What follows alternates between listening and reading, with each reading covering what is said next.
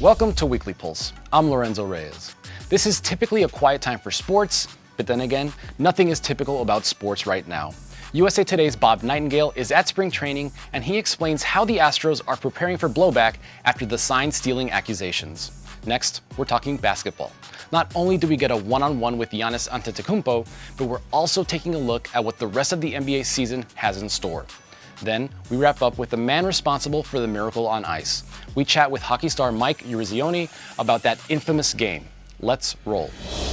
The NFL Scouting Combine is almost here, and we know the event will create a lot of buzz around a number of players. Let's take a look at 3 to watch heading into Indianapolis. A lot of the focus will be on the quarterbacks, but Joe Burrow doesn't have much to prove as the presumptive number 1 pick, and Tua Tagovailoa is still on the mend. That could turn a lot of the attention to Justin Herbert. At 6'6" and 227 pounds with great arm strength and impressive mobility, he's a pretty complete package when it comes to physical tools. The Oregon quarterback already stood out at the Senior Bowl earning MVP honors, and he could continue his push to be a top 5 pick with an impressive showing at the Combine. Everybody loves talking about the 40-yard dash, and all eyes will be on Henry Ruggs when he steps to the line this year. The speedy receiver said he feels he can improve upon the 4.25 second mark he posted last year at Alabama's Junior Day, which would put him within reach of John Ross's Combine record of 4.22 seconds. Regardless of his actual time, Ruggs stands out as one of the draft's premier game breakers and could further his case to be an early to mid first round pick. There's no question that Chase Young is the premier defensive talent in this draft, but keep an eye on Isaiah Simmons. If you saw him at all in the national title game, or really at any point last year, you know the linebacker-safety hybrid from Clemson has remarkable range and coverage. He has experience playing all over the field, which should make him a favorite of NFL defensive coordinators. He'll probably post some really impressive marks at the Combine, and he could go as early as number 4 to the Giants. Hi, this is Bob Nightengale from USA Today Sports, and this is what I'm hearing. Well, the Houston Astros have taken the field for the first time, the first workouts. Everybody's had their say. Now they hope there's peace and quiet, particularly in light of all the players and particularly pitchers talking about retaliation against the Astros. We've heard that now for the last 10 days, how pitchers say the Astros better be careful, they're going to get drilled. Now, most of these threats, as the Astros have known, have become from National League pitchers. They're not going to be facing the Houston Astros. It's the American League. So the Astros are aware of this. They've told the commissioner's office, look out for this. Commissioner's office, you plan to respond anyway, what I was told, said, you know what, we will take care of this. Ron Manfred has met with the managers in Florida. He will plan to meet with the managers in Arizona, saying it's not going to happen, boys. If there's threats and they deliver, they're going to get suspended, just like nothing ever happened, just like in the past. Maybe even a longer suspension because it's premeditated. In the words of Dusty Baker, he says, we're not going to start any stuff, but we'll finish stuff.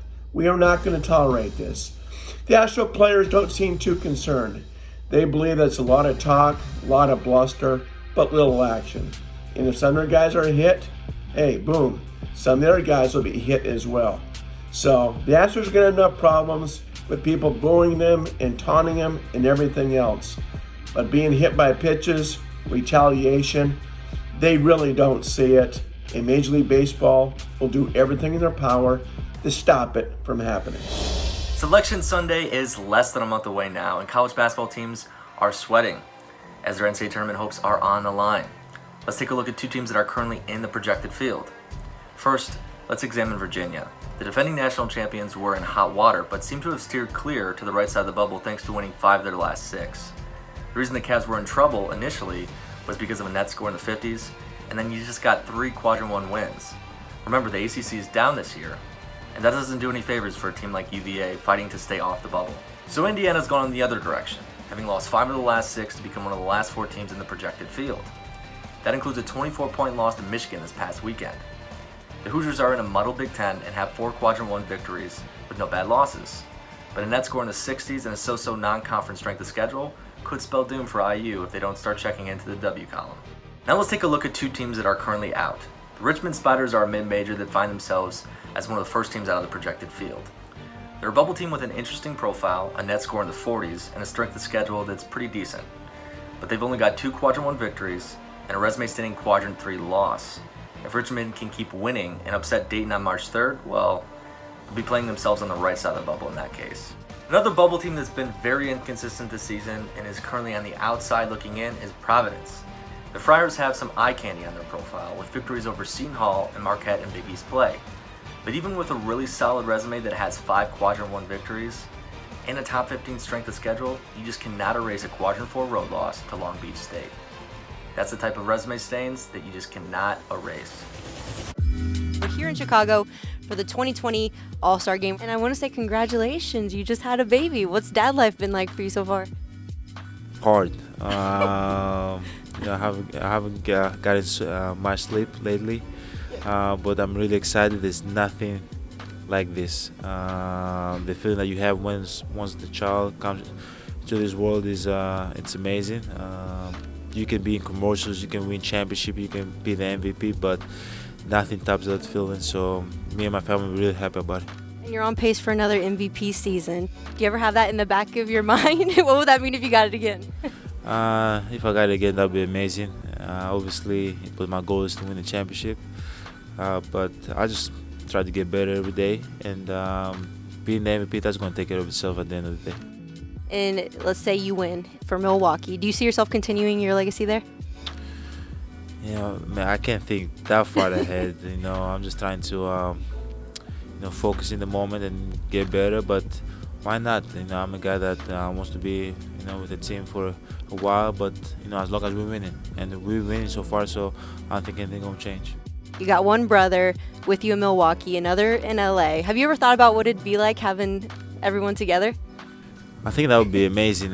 Obviously, we spend more time together, and I'm 100% sure my mom would love that. But if we could team up in a team in Milwaukee, LA, whatever, that'd be awesome. But if we could team up in a team in Milwaukee, LA,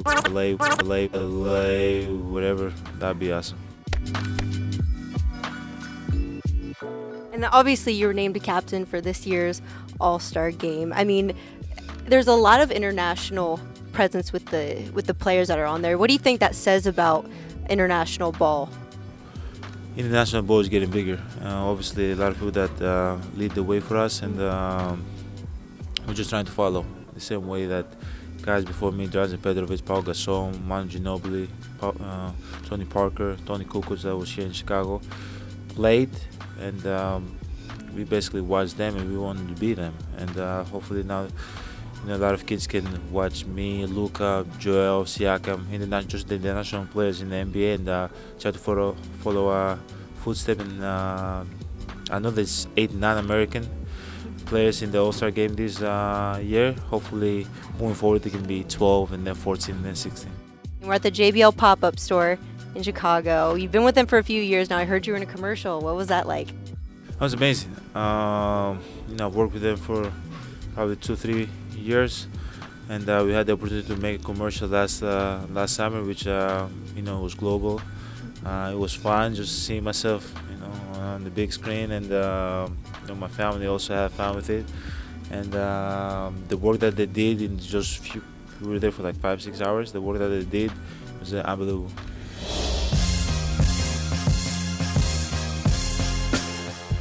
I'm Mackenzie Salmon here with Jeff Zilgett and Mark Medina. We are here in Chicago for the 2020 All-Star Game that just finished. And of course, as we all know, this is when the season really starts getting good. So I want to talk some storylines with you guys. So what are you seeing in the East? Who do you see as being the dark horse contender coming up? Well, right now it's Milwaukee's conference. They're going to finish with the best record in the conference, probably the NBA. They'll have home court for as long as they're playing in the playoffs. I think the next race, though, is we're taking a look at who's going to finish second, and that's going to be between Toronto and Boston. Toronto's had an amazing season given that they lost Kawhi Leonard. So if you're looking for a dark horse, Philadelphia is probably that team in a weird kind of way. We thought they would be higher in the standings, but they have that talent. When you have Joel Embiid, when you have Ben Simmons, you have the kind of talent to make a deep run into the playoffs. So they might not be your traditional dark horse, but they're certainly a team that can make a lot of noise in the postseason. And Mark, I'll go to you over in the West. What kind of storylines are you seeing, and who do you see being that dark horse? Maybe Houston? Yeah, I would say Houston's a dark horse, but really when you're looking at the Western Conference, it's all about both LA teams, the Lakers and Clippers, and then it's going to be everyone else. And that's how it played out at the beginning of the season, but I think now it's going to be interesting to what extent do the Lakers hold that number 1 seed as important. Right now they have the best record, but they've maintained that they don't want to overextend LeBron James, Anthony Davis, and they haven't sat them a lot of games, but that's because they haven't had major injuries. So where's the line there? And then when you're looking at the Clippers, I think the expectation is they would have been better the first half of the season, but you have to account for Paul George missing the first 11 games, Kawhi Leonard being in and out of the lineup, and also some of the role guys being in and out of the lineup. So I'm interested with the Clippers of how much more will they hold it more important to finally get a full roster that they think is comparable for the playoffs. But we'll have to wait and see. And I want to ask you both who you think MVP so far up to this part of the season. Who do you see? It's Giannis Antetokounmpo of the Milwaukee Bucks. He's on track to win his second MVP. There's been a lot of great performances throughout the season this year, so it's not necessarily a one-man race, but he's in the lead right now. And the thing, I don't know if it'll end up hurting him in the end, but because Milwaukee is so good, they beat teams by so many points, he's not accumulating the amount of minutes per game to give himself more points, more rebounds. But if you look at the seldom used per 36-minute stats, Giannis Antetokounmpo has far and away been the best player in the NBA this season. Would you agree? Oh, without a doubt. Giannis is number 1, and I think you have to look at it 2 ways. Giannis has been amazing, very consistent.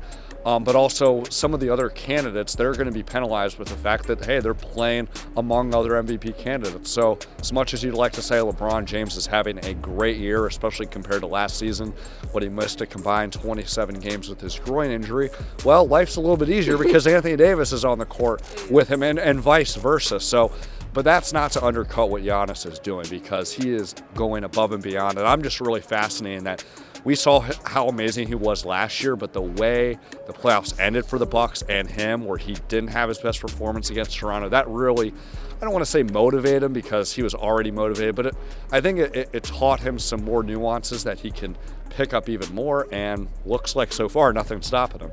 Now, Rookie of the Year, are we going to say the big man? I'm going Ja Morant. Ja Morant. Yeah, Okay. look, Zion's been fantastic in the games he's played this year. But even if he ends up playing every game the rest of the year, just in the eyes of voters, I don't think he'll have enough games played to surpass what Ja Morant has done from the start of the season till the end of the season. And I think even if Zion had been healthy from the start of the year, the way Ja Morant has played, I'm not saying Ja would have won, but it would have been a much closer race than people expected. But it's Ja Morant for my Rookie of the Year. Mark, I know you follow the Lakers pretty closely, and obviously with what's been going on with Kobe, how do you feel like that's going to affect the rest of the season for the Lakers? Well, I don't think it's just going to affect the Lakers. It's affecting the rest of the NBA because of what he meant to the game and the league. I think what we're going to see and have already seen so far, it's almost a sequel to Kobe's farewell tour 4 years ago, but it's an entirely different context. His 20th and last NBA season, it was a celebration and nostalgic moments. Here you're getting a lot of Kobe stories and memories, but there's also a lot of grief attached to it because of his obvious tragic passing. So as far as the Lakers, it really hit the organization hard on different levels because you have a lot of players that had different connections with them. Rob Pelinka, the general manager, was his former agent, a really close friend. Jeannie Buss, the Lakers owner, knew him ever since he was 17 years old. And then there's a lot of behind-the-scenes staffers that had been with the organization for a while. But I think moving forward, it is a fine line. Like, to say that the Lakers are trying to win for Kobe, I think it's a little unfair because they've entered this season with the same mentality they usually have with the organization, where it's all about championships. But I think that that's going to be kind of another guiding force of all the different factors that will motivate them. And I think in the back of their mind, as much as this is very painful for them to grieve over Kobe's loss, they also know that Kobe was one to fight through different adversities, whether it was his own personal issues or injuries or shooting slumps. He always found the game to be the safe haven to vent out those frustrations. So I think it's going to be hard because some of it's going to be cathartic at times, some of it will be painful, but it's going to be an ongoing theme throughout the rest of the season. All right, now, Jeff, you covered LeBron for quite a few years in Cleveland, and obviously he was very close to Kobe. How do you feel like that's going to affect him and his game moving forward, or what do you see coming from that? I do agree with Mark a little bit. I think it's unfair not only to the Lakers, but if everyone's going to put this on LeBron to carry the Lakers to a championship, that's really unfair. It's just so difficult to win in the NBA. Now they're dealing with this grief and what's going on with inside the organization. But I also wrote this, that if there's one player and one franchise who can maybe handle it, it's LeBron James and the Lakers. Like you even saw from the night the Lakers played their first game after Kobe's death, is LeBron put some of this on his shoulders. He wants to be that guy, and given everything he's done in his career, he is the kind of guy who has the maturity and standing to be able to do that. It's not going to be an easy thing. And then, is it more motivation? I could say there probably is, but there's another point Mark made. LeBron's goal every year is to win a championship, and that was no different this year. They might be able to play for something a little extra when you're talking about that. But again, LeBron is the perfect person to be able to help this organization. And real quick on that Lakers organization, Mark knows this.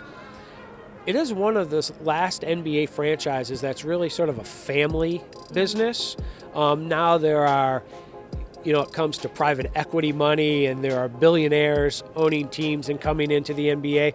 That's not like that with the Buss family. And so maybe that family mentality that has been persistent within the organization for decades will also help the Lakers through this as well. The crux of your book, The Making of a Miracle, is about the game against Russia. Heading into that game, there was low morale in the country. Gas prices were sky high. Inflation was sky high. Iran was holding 52 U.S. hostages. Did any of that permeate into the locker room? No. I'd like to tell you it was the backdrop, but no, it was something that was never really talked about. To us, it was a hockey game. We had no idea the country was watching the way they were. We had no idea the world was watching the way they were. To us, we went to Lake Placid with the hope and dream of winning a medal. And then we had the ultimate opportunity after we beat the Soviets to beat Finland and win the gold medal. And when the game was over, it was an athletic achievement. Then we got out into the countryside and realized, boy, this was a lot bigger. Depending on what type of person you were, for some people it was a hockey game, but for some people it was a political statement to show the world, guess what, this is why this country's a great country. Look what our hockey players did. And it rallied a lot of people for that particular reason, and yet we didn't really know it or understand it. Heading into the game, you mentioned that you were confident. Did you ever think about making a Joe Namath type of a proclamation that you were going to win? No, because one, there was no media to talk to and tell them. No, I just think, and I've always said this, as an athlete, you got to think you can win. If you think you're going to lose, you probably will. So your mindset has to be, you got to believe you get a chance. And I think, deep down in my heart, I felt we had an opportunity and a chance to win. Every guy in my team probably thought they had no chance, but maybe there was a small part that thought, if we play well, things can happen. And we were playing well. We were playing extremely well. We were a totally different hockey team than the last time we played the Soviets. Our confidence level was much greater. Just reading your book and hearing about what transpired the night before, you were drinking Miller High Lifes in a Winnebago, the night before the game versus Russia. Take me back to that. Yeah, well, again, it's a hockey game, and you can't get too high and you can't get too low. And I just felt the night before the game it would have been nice to spend it with my dad, my mom, my cousin, my high school football coach, and the 5 or 6 other guys that were in the Winnebago that drove up from my hometown to watch the Olympics. So I had a state police officer, told him where I wanted to go. It was about 8 miles, I think, outside of the village. And I said, I just want to spend a couple hours or an hour with my family. Can you drive me there? And he said, sure, I'm more than happy. And he took me there, and he said, I'll wait. I said, yeah, I'm not going to be long. I think I might have been an hour, maybe 2 tops. And, we sat down and had a couple of beers with my dad and my mom and kind of talked about the game the next day and had a little barbecue going. And, that's how I prepared for the Soviet game. Went back to the village that night and went back to the trailer. I lived with Jim Craig, Phil Vercoder, and Billy Baker, and they still were up. Nobody could really sleep that night. And we sat around, had a couple more beers in the trailer, and went to bed and got up to play the game the next day. Herb Brooks' speech before the game is legendary. He said, quote, "You were born to be a player. You are meant to be here. This moment is yours." He also said that Russia looked sloppy. I remember him skating, they're ripe, they're primed, they're ready to be beat. He said that a lot to us. He said, you watch how they they change lines. They don't change them as fast as they used to. Watch their reaction after scoring goals. They're overconfident. I mean, he just kept building up the fact that we could beat them. Instead of saying, hey, they're awfully good, we got to do this, this, and this, he took the opposite approach, downgrading the Soviets and saying that they weren't that good and we could beat them. And then the speech before the game, you were born to be a player, you were meant to be here, this moment is yours, was perfect. It was dead on. It was our moment, and we were born to be players. We as a team were meant to be there at that particular time, all 20 of us. Perhaps their marquee guy was their goalie, Tretiak. So he gives up a goal in the final second to Mark Johnson to make it a 2-2 game after the first period, and he's gone. Tretiak is pulled, Mishkin comes in. It was irrelevant who was in goal. What was important for us, and Herb said it thousands of times throughout the Olympics, play your game, play your game. We needed to do the things that we needed to do in order to win and not worry about what they were doing. If the Soviets got ahead of us by 2 or 3 goals, now things changed. Now we have to do things differently. But the game stayed exactly the way we needed it to stay. The way Jimmy played, the way our team defense played, we were getting better and better and better. After your goal, the greatest goal in U.S. history, the place was incredibly raucous. Take me through that goal. I'm sure you've relived it 1,000 times, probably 2,000 times. It's amazing how many things go through your head in a short period of time. And I saw the defenseman, and I thought if he stayed, I was going to use him as a screen. If he came at me, Billy Baker and John Harrington were to my left, kind of going to the net. He stayed. I saw the whole far side, and because I was going across my body, I pulled it just a little and thought I pulled it too much. And when I saw the replay, years later, I was able to see that it didn't go this side. It went under his arm here because he went down like this. But I saw the net go back. And then I went and I saw the crowd behind jump up in the air, and that's when I knew it went in. Every other player in that team made things happen. I was just fortunate that when my time came to help out, I was able to do it. And also fortunate that Vasily Pervukin came to you as opposed to playing one of the passing lanes. That's right, yeah. So I should send him a thank you every once in a while, too. What about in the handshake line after the game? There was some, little smiles, I guess, from the Russian players.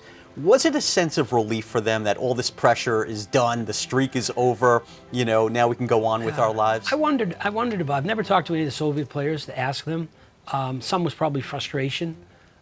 Some of it might have been a smile just to see the celebration and to see the joy that we were having, celebrating.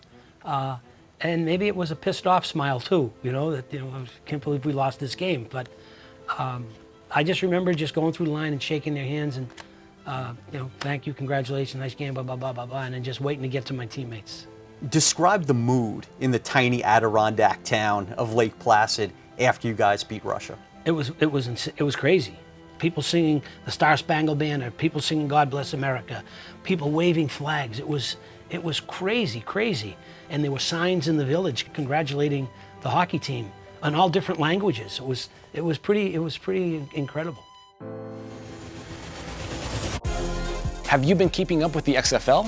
Why not check out a few more games? The DC Defenders and the Houston Roughnecks are proving to be 2 of the best teams right now. Early MVP favorite PJ Walker leads Houston against Tampa Bay on Saturday afternoon, while Cardell Jones and the Defenders head to LA to face the Wildcats on Sunday. And until next time, stick with Weekly Pulse, your heartbeat to what's trending in sports. Hey sports fans, if you want to see more videos like this, check out some of our other ones right here. And if you like what you see, hit the subscribe button and stick around for more from USA Today Sports.